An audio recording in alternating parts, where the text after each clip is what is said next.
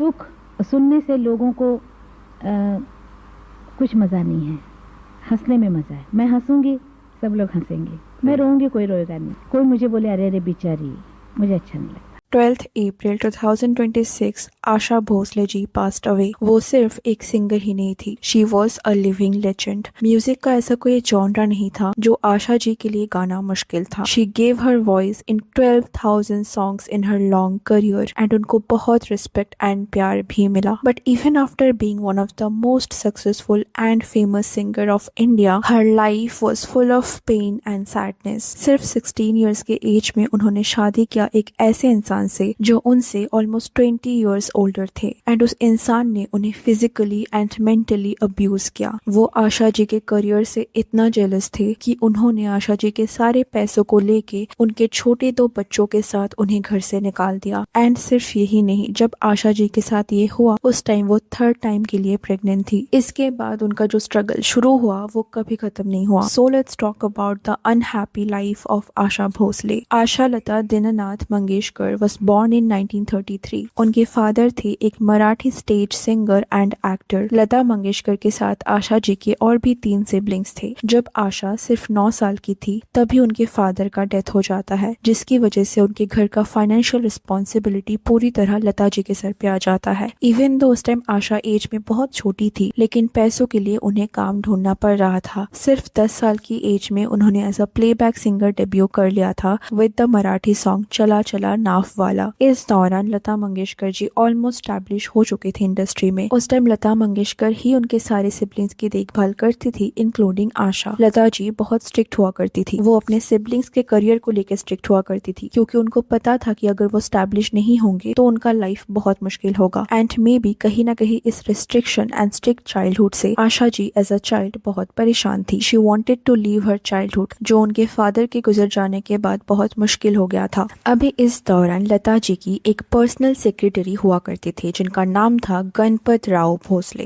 And वो उस time 31 years के थे। मतलब वो आशा एंड लता दोनों से ही एज में बहुत बड़े थे। लेकिन उस टाइम 16 इयर्स की आशा को गणपत राव से प्यार हो जाता है। अभी पता नहीं हम इसको प्यार बोल सकते हैं या नहीं, क्योंकि अगर आप देखो तो कहीं ना कहीं ये ग्रूमिंग है, जहाँ एक 31 ईयर ओल्ड मैन एक 16 साल की बच्ची के साथ रिलेशनशिप रखना चाहते हैं। मे बी उस टाइम ये कॉमन हुआ करता था, बट अगर हम आज के नजरिए से देखें तो ये बिल्कुल ही ग्रूमिंग है। एंड ऑब्वियसली आशा जी उस टाइम सिर्फ 16 साल की थी, तो उनमें ये सोचने की मैच्योरिटी नहीं था कि क्या गलत है क्या सही है। मे बी आशा ने सोचा होगा दैट उनके साथ शादी करके उन्हें एक फ्रीडम मिलेगा जो उनके एल्डर सिस्टर के साथ रह के उन्हें नहीं मिल रहा है। As I mentioned earlier, Lata ji was very strict. वो आशा को अपने करियर पे फोकस करने के लिए फोर्स करती थी। And may be as a child Asha ने यहाँ प्रेशर फील किया एंड इस सिचुएशन से एस्केप करने के लिए उन्होंने गणपत राव का सहारा लिया। उन्हें लगा कि गणपत राव के साथ रह के उनका लाइफ बेटर होगा, बट ये सोचना उनकी लाइफ की सबसे बड़ी गलती थी। इस टाइम जब लता जी को आशा एंड गणपत राव की रिलेशनशिप के बारे में पता चला तो वो बिल्कुल इसके अगेंस्ट थी। पूरा मंगेशकर फैमिली इस रिलेशनशिप के अगेंस्ट थी। तो ऐसे में आशा क्या करती है कि वो गणपत राव के साथ भाग के शादी कर लेती है and this was the worst decision of her life. शादी के बाद गणपत राव भोसले आशा जी को एक मनी मेकिंग मशीन की तरह यूज करते हैं। गणपत राव लता जी के सक्सेस से जेलस थे एंड इसीलिए वो चाहते थे कि आशा जी को उनसे भी ज्यादा काम मिले एंड इसीलिए वो आशा जी से ओवरवर्क करवाते थे। वो आशा जी को स्टूडियो के चक्कर काटने पे फोर्स करते थे, क्योंकि शादी के बाद लता मंगेशकर एंड उनकी फैमिली ने पूरी तरह आशा जी को कॉर्नर कर दिया था। उनके साथ उन्होंने कोई भी टाइज नहीं रखा था, तो आशा जी के लिए काम ढूंढना भी बहुत मुश्किल था। कोई भी आशा जी को काम देके लता मंगेशकर को ऑफेंड नहीं करना चाहते थे एंड इसीलिए आशा जी के लिए काम मिलना बहुत मुश्किल हो गया था। एंड ऐसे उनको काम ढूंढने में प्रॉब्लम तो हो ही रही थी, बट मीनवाइल उनके हस्बैंड एंड उनके इन लॉज उन्हें अब्यूज किया करते थे। स्टूडियो से आने के बाद वो आशा जी पे हाथ उठाते थे। She was just 16 and this is what she was dealing with. वो 2 बच्चों की माँ भी बन जाती है, लेकिन उनके हस्बैंड के बिहेवियर में कोई भी चेंजेस नहीं आता है। वो और भी ज्यादा इनसिक्योर एंड अब्यूजिव हो जाते हैं। आशा जी अगर किसी म्यूजिक डायरेक्टर से बात करती तो उसके लिए वो आशा जी को टॉर्चर करते थे। और ऐसे ही एक दिन उन्होंने आशा जी के सारे पैसे लेके उनको घर से निकाल दिया उनके 2 छोटे बच्चों के साथ, जबकि उस time Asha ji 3rd time के लिए प्रेग्नेंट थी। So this is how she was treated by her ex husband and in laws. इसके बाद वो बिल्कुल हेल्पलेस हो जाती है एंड वो फिर से अपने फैमिली के पास, अपने एल्डर सिस्टर के पास चली जाती है। बट लता जी अभी भी आशा से नाराज थी। वो साथ में तो रह रहे थे but Lata ji still could not forgive her sister. अभी क्योंकि आशा के पास उनके बच्चों का रिस्पॉन्सिबिलिटी होता है, तो after giving birth to her 3rd child Asha ji फिर से काम ढूंढने लग जाती है। अभी इस टाइम तक आशा जी को सिर्फ एज अ साइड सिंगर ही काम मिल रहा था। उन्हें मेन लीड के वॉइस के लिए अभी तक काम नहीं मिल रहा था, क्योंकि इस टाइम इंडस्ट्री में कुछ टॉप फीमेल सिंगर्स थे like Geeta Dutt, Shamshad Begum and her own sister Lata Mangeshkar. तो जो भी बिग बजट फिल्म्स हुआ करते थे लीड एक्टर के वॉइस के लिए, इन 3 टॉप सिंगर्स के पास ही ऑफर आते थे मोस्टली। एंड जिस भी मूवी का सॉन्ग ये सिंगर रिजेक्ट कर देते थे, वो बचे खुचे काम अदर सिंगर्स को मिलते थे। अभी इस टाइम ना सिंगर्स अपने सॉन्ग्स को लेके बहुत पर्टिकुलर हुआ करते थे। ऐसा नहीं है कि वो हर टाइप के गाने गाते थे, वो अपना एक प्योर इमेज मेंटेन करते थे। जैसे वो बोल्ड लिरिक्स के लिए नहीं गाते थे या किसी बार डांसर के कैरेक्टर के लिए वो नहीं गाते थे। इससे उन्हें लगता था कि उनकी इमेज में इसका इफेक्ट होगा। तो इस दौरान क्या होता था, जो टॉप सिंगर्स होते थे वो ये सब गाना रिजेक्ट कर देते थे एंड फिर आशा जी के पास ये ऑफर्स आते थे। अभी क्योंकि उनके पास कोई अच्छे ऑफर्स नहीं आ रहे थे, उन्हें ऐसे ही साइड कैरेक्टर के लिए, B grade and C grade movies के सॉन्ग्स के लिए उनके पास ऑफर आता था। एंड इवन दो वो खुद भी इन गानों को ज्यादा पसंद नहीं करती थी, बट मजबूरी में ये सॉन्ग्स उन्हें गाना पड़ता था, क्योंकि ऑब्वियसली उनको काम करना ही था, उनके पास उनके बच्चों का रिस्पॉन्सिबिलिटी था। तो वो उस टाइम ज्यादातर ऐसे ही बी ग्रेड मूवीज के लिए गाना गाती थी एंड इसीलिए उनका एक सर्टेन इमेज क्रिएट हुआ था दैट वो एक बी ग्रेड सिंगर है, वो सिर्फ बार डांसर के कैरेक्टर के लिए गाती है। तो क्योंकि उस टाइम सोसाइटी का ऐसा सोचना था, तो आशा जी को इसके लिए बहुत डिसरिस्पेक्ट एंड हेट मिलता था। जितना रिस्पेक्ट उनके सिस्टर लता मंगेशकर को मिलता था, उतने ही अमाउंट में हेट उन्हें मिलता था। तो ऐसे ही धीरे धीरे आशा जी के टूवर्ड्स एक स्टीरियोटाइप क्रिएट हो रहा था, उनको उनके सिस्टर की तरह रिस्पेक्ट नहीं मिल रहा था। तो इस दौरान आशा जी अपने प्रोफेशनल लाइफ में बहुत ज्यादा स्ट्रगल कर रही थी, किसी तरह वो काम ढूंढ रही थी। बट देन उनके लाइफ में एंट्री होती है ओपी नैयर की, जो उस टाइम के एक फेमस म्यूजिक कंपोजर थे। उन्होंने फर्स्ट टाइम आशा जी के साथ 1952 में काम किया एंड उनको आशा जी का आवाज बहुत पसंद आया। एंड जब उन्होंने देखा दैट आशा जी के अगेंस्ट ऐसे स्टीरियोटाइप के वजह से उनको सिर्फ साइड कैरेक्टर्स के लिए गाने मिलते हैं, तो उन्हें ये बहुत ज्यादा अनफेयर लगा। तो ओपी नैयर ने डिसाइड किया कि वो आशा जी को लीड एक्ट्रेस का वॉइस देंगे and this was a life changing opportunity for Asha ji. OP Nayyar के साथ आशा जी ने उनके लाइफ के टॉप हिट सॉन्ग्स गाए हैं, जैसे उन दोनों के कुछ फेमस सॉन्ग हैं आइए मेहरबा, आ हुजूर तुमको एंड मेनी मोर। एंड क्योंकि इस दौरान वो साथ में स्टूडियो में बहुत सारा टाइम स्पेंड कर रहे थे, तो आशा जी एंड ओपी नैयर के बीच एक इमोशनल बॉन्डिंग क्रिएट होने लगता है। They started liking each other. लेकिन इस time OP Nayyar already married थे एंड इसीलिए उनका रिलेशनशिप कभी भी ऑफिशियल नहीं था। बट उस टाइम उनका अफेयर एक ह्यूज कंट्रोवर्सी था। They were together for almost 2 decades. उस दौरान यहाँ पूरा ब्लेम आशा जी के ऊपर ही था। ऐसा कहा जा रहा था कि वो ओपी नैयर को यूज कर रही थी टू गेट वर्क। उन्होंने ओपी नैयर के मैरिड लाइफ को डिस्ट्रॉय कर दिया, जबकि नैयर जी से किसी ने भी कोई अकाउंटेबिलिटी नहीं मांगा। लेकिन अराउंड 1972 अचानक ओपी नैयर एंड आशा जी के बीच कुछ तो होता है, जिसके बाद वो ना कभी साथ में काम करते हैं और ना ही एक दूसरे से मिलते हैं। एंड ये कोई प्रोफेशनल रीजन नहीं था, बिकॉज लेटर जब ओपी नैयर जी से पूछा गया that what was the reason that उन्होंने 1972 के बाद आशा जी के साथ कभी काम नहीं किया, तो उन्होंने बोला I know astrology very well, I knew that one day I had to part with her, something also happened that upset me, so I left her. Now that I am 76 I can say that the most important person in my life was Asha Bhosle, she was the best person I have ever met. तो इससे ये evident है that it was a personal reason. And you know उनके separation के बाद भी लोग आशा जी को ही ब्लेम करते हैं दैट आशा जी ने ओपी नैयर को यूज करके छोड़ दिया, क्योंकि आशा जी के साथ सेपरेशन के बाद ओपी नैयर के करियर का डाउनफॉल स्टार्ट हो जाता है एंड उनका करियर ऑलमोस्ट खत्म हो जाता है। तो इस चीज के लिए भी आशा जी को ही ब्लेम किया गया। सो इवन दो आशा जी को उनके प्रोफेशनल लाइफ में सक्सेस मिल रहा था, बट उनके पर्सनल लाइफ में शी वाज ऑल अलोन। ना उनके सिस्टर के साथ उनका अच्छा रिलेशन था और ना ही उनका कोई लाइफ पार्टनर था।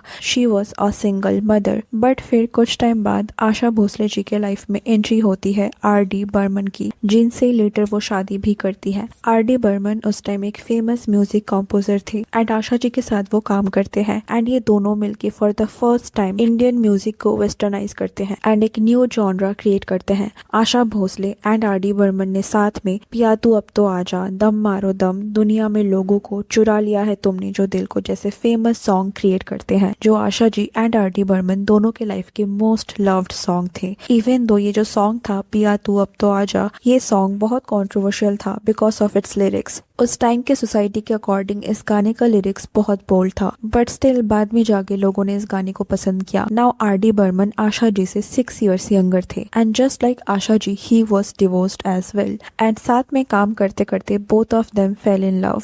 बट क्योंकि आर.डी. बर्मन आशा जी से 6 साल छोटे थे तो सोसाइटी के अकॉर्डिंग ये एक्सेप्टेबल नहीं था। उस टाइम लोगों को इससे प्रॉब्लम नहीं था कि 30 साल का एक आदमी 16 साल की बच्ची को शादी कर रहे हैं, बट क्योंकि इस सिनेरियो में आशा जी एज में बड़ी थी तो इससे लोगों को बहुत प्रॉब्लम था। तो कहीं ना कहीं ये उस टाइम के सोसाइटी का हिपोक्रेसी था एंड आशा जी को आर.डी. बर्मन के साथ उनके रिलेशनशिप के लिए बहुत हेट मिला। फ्रॉम स्टार्टिंग टू एंड आशा जी को इस रिलेशनशिप में एक विलेन की तरह देखा गया। ऐसा कहा जाने लगा she is using him to get work, but ये सब कुछ इग्नोर करते हुए RD. Burman and Asha Bhosle got married in 1980। शादी के स्टार्टिंग के कुछ ईयर्स उनका लाइफ अच्छा जा रहा था, बट लेटर आर.डी. बर्मन के करियर में एक शिफ्ट आता है जिसकी वजह से उन्हें अच्छा काम नहीं मिल रहा था एंड इस प्रेशर में आके उनको अल्कोहल एंड स्मोकिंग का एडिक्शन हो गया एंड इस एडिक्शन की वजह से आशा जी के साथ भी उनका प्रॉब्लम स्टार्ट हुआ। He started fighting with her and जब ये फाइट्स रेगुलर होने लगे तो Asha ji decided that she will live separately. Even though उन्होंने आर.डी. बर्मन को डिवोर्स नहीं दिया था बट वो उनसे सेपरेटली रहने लगी। बट सेपरेट रहने के बाद भी एज अ पार्टनर उन्होंने अपना रिस्पॉन्सिबिलिटी निभाया। वो आर.डी. बर्मन के घर में रेगुलरली जाती थी उनसे मिलने, क्योंकि बहुत ज्यादा अल्कोहल कंज्यूम करने की वजह से उनका तबीयत भी खराब हो गया था। वो इतना ज्यादा एडिक्टेड हो गए थे दैट उन्होंने अपना सारा सेविंग एसेट खत्म कर दिया था एंड ऐसा कहा जाता है कि एट द एंड उनके पास खुद के मेडिसिन खरीदने के भी पैसे नहीं थे। तो इस टाइम आशा जी उनके लिए दवाई एंड ऑल लाया करती थी एंड रेगुलरली उनसे मिलती थी। बट इन सब के बाद भी अचानक 1994 में आर.डी. बर्मन को हार्ट अटैक आता है एंड उसी दिन उनका डेथ हो जाता है एंड आर.डी. बर्मन के डेथ के बाद भी आशा जी को यहाँ ब्लेम किया गया। एक ऐसा नैरेटिव सेट किया गया दैट आशा जी ने आर.डी. बर्मन को यूज किया एंड जब उनका तबीयत बिगड़ने लगा तो उन्होंने उनके हस्बैंड को छोड़ दिया, जबकि ये किसी ने नहीं देखा that she was the only one who stood with him. कि मेरा पति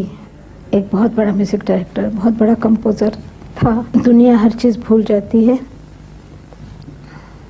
मेरे लिए भूलना बहुत मुश्किल है। एंड इस इंसिडेंट के बाद आशा जी ने फिर कभी शादी करने के बारे में नहीं सोचा। उन्होंने सोचा वो अपने बच्चों को लेके एंड अपने करियर को लेके एक happy and peaceful life lead करेंगी, बट मे बी उनके डेस्टिनी में हैप्पीनेस था ही नहीं। धीरे धीरे उनके सिस्टर लता मंगेशकर के साथ उनका रिलेशनशिप अच्छा हो रहा था, बट फिर भी उनके लाइफ से सैडनेस कभी गया ही नहीं। 2012 में आशा जी की डॉटर वर्षा भोसले खुदकुशी कर लेती है। कहा जाता है कि वो भी अपने फेल्ड मैरिज की वजह से डिप्रेस थी एंड इसीलिए उन्होंने खुदकुशी कर लिया। After 2 years in 2015 her son died from cancer. तो 2 साल के गैप में वो अपने दोनों बच्चों को खो देती है एंड एंड में सिर्फ उनके यंगर सन ही रहते हैं। इवन दो ऑन कैमरा वो हमेशा स्माइल करती थी, वो हमेशा मजाक मस्ती करती थी, but deep inside she was never happy at all. उन्होंने पर्सनल एंड प्रोफेशनल लाइफ में बहुत स्ट्रगल किया। इवन दो लास्ट 30 years में उन्हें बहुत रिस्पेक्ट मिला, बट 70s एंड 80s के टाइम उन्हें एक विलन की तरह देखा गया था, just for being independent, just for moving on from her abusive marriage. And even after all this, she did not stop. She gave us so many iconic songs. And even though today she is not with us anymore, but her songs will always be there for us. बहुत काम मिला, बहुत पिक्चरें मिली, बहुत काम किया, लेकिन भगवान जब कोई चीज़ देता है दादा तो और चीज़ उठा लेता है। जब ईश्वर ने बच्चे दिए, पैसा दिया, नाम दिया, तब कोई चीज़ और सुख की चीज़ और चली गई। मेरा ख्याल है दुनिया में ऐसा होता रहता है कि एक चीज़ देता है ईश्वर तो बोलता है इसके बदला दो कुछ, तो एक बदला ले जाता है। So that is it for today. आपको आशा जी के लाइफ के बारे में जान के कैसा लगा? Let me know in the comment section. Thank you for watching. See you in the next. Take care.